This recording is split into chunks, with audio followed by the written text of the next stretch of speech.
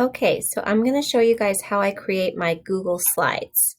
So what I do is go to my Google Drive, click on New, and go to Google Slides. And the format that I've been using is just the plain format that you see here. So I can click out of Theme. And then I go to Layout. And the only time I use a layout is on the title slide. So I'm just going to click on here, Unit 4, Week 2, Day 1. And then I usually make it bigger. So I highlight the text and go up here, make it larger. I can change the background color. So I don't want my slides to be white. I want them to look interesting. So I can pick a color and then add that to my theme. So now all my slides will be this same color right here. Okay, then to get the benchmark materials, I also want to show you that I changed this layout to just a plain blank layout.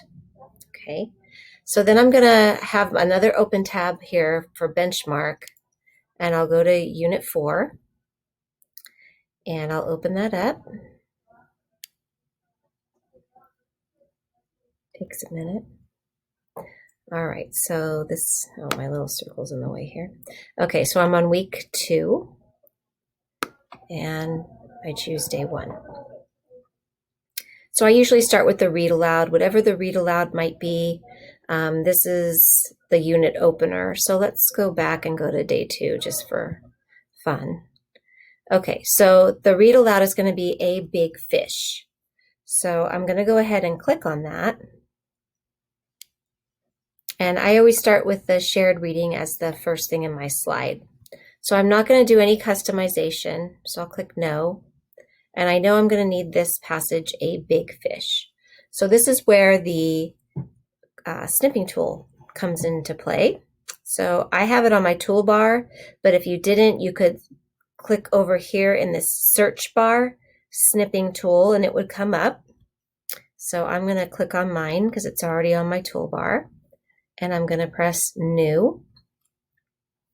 Then I'm just going to drag my snipping tool over this passage that I want for my slide. And now I have it. So now I need to save it. So I go to File, Save As, and I'm just going to put the title, A Big Fish. So now I know I can pull that up. It'll be saved on my computer. So now I'll go back to my slide. Oh, my slide's untitled because I need to go back here and click on the text. And then if I click up here where it says Untitled Presentation, it'll just put it there automatically for me. So now I'm on slide 2, and I want to have my shared reading on my first slide. So I'm going to go to Insert, Image that I've uploaded from the computer. And then I just type in a big fish, and there it is. I click on it, and then I put open, and then there it is. So I usually move this over to the side. You can adjust the size. I try to make it as big as possible so it's easier to read. So I'm just going to click on these side boxes a little.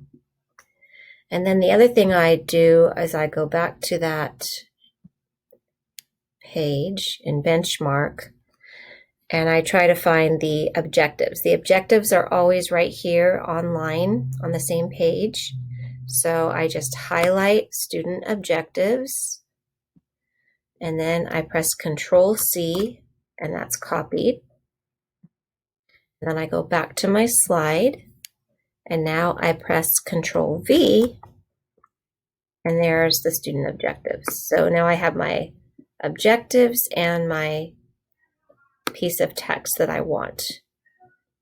Okay, and I like to highlight this student objectives, and I go over here to the letter A, which is the text color, and I like to make it black, just so it's more visible. Okay, the next thing I want to show you is how I animate different things, different words so you can sound them out. So if I go back to my Unit 4, and I'm going to go down from the shared reading to the phonics lesson. So here's all the things from the phonics lesson, and here's where they want the kids to blend the word rich. So I'm going to go back to my slide. I'm going to insert a text box, and I'm going to go ahead and drop that, make it really big, and type in that word rich. So now I'm going to highlight the word rich, and I usually make it 125, 125. You can customize the size to whatever you want. That's just the size I've started using. All right, so now I have my word that the kids need to blend. So what I do is I go up here on the toolbar is this line segment, and I click on that, and I make a little line. Now this line's really skinny, so up here I have to make it thicker, otherwise it would be really, really thin. So I usually make it 4 times bigger. So now I have my line. But I want my lines to appear one at a time so we can sound out this word. So in order to do that, I keep my line highlighted, and I go over here to Insert and down to Animation. Okay, so now that line will be highlighted. So I'm going to click on that line because I'm just going to use it again, and I'm going to press Control-C. And now I'll press Control-V, and there's my same line, and I'm going to move it to where I want it next. And now that I've added an animation, I can add another. So I don't have to go to Insert again because it's already brought it up for me over here on the right. So I just add an animation, and now that line's going to fade in.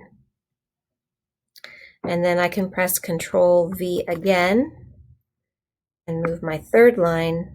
Now this line's a little too small for the CH, so I'm going to just pull it over, make it a little bigger, and then click on Add Animation. So now I have all 3 of my lines fading in under each sound. And then the last thing I do is the arrow.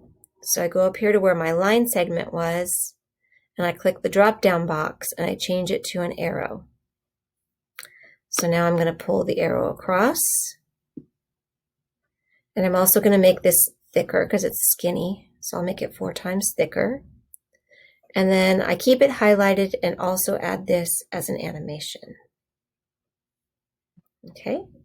So now I've faded in each line, and I've faded in my arrow. And then I usually like to put a picture over here if I can. So I'm going to go to Insert Image and search the web, because this is something I'm just looking for. I didn't snip it. And I'm just going to put rich. And maybe I'll put riches because rich is kind of hard. So I've got lots of pictures of money over here. And I can just kind of go over here and look at what I want. Maybe I'll just do this money bags, money thing here, or just the coins in the air. So I'm going to click on that and then press Insert. And then that'll pop up. And I'll just kind of move it where I want it. And again, since it's already highlighted, I will add it as an animation. And that's it. So now if you want to check to make sure it's all correct, you can press this play button. And now I just start clicking my arrow keys, and it will show me my animation. So, ich, rich. And then I click for the last one, and I see that everything's in order. Now, if I had something out of order, I can go over here to where my animations are, and I can move things around and put them in the right order if I need to. And then I just click out of that. And so those are my 2 first slides. So I have my benchmark page that I snipped with the text and the objectives, and then the word I'm supposed to blend, just using a text box and my line segments, and just using the animation tool to make those fade in. So I hope that helps. If you want me to come in and walk you through this in more detail, just let me know. Happy to do it. And good luck making your own benchmark slides.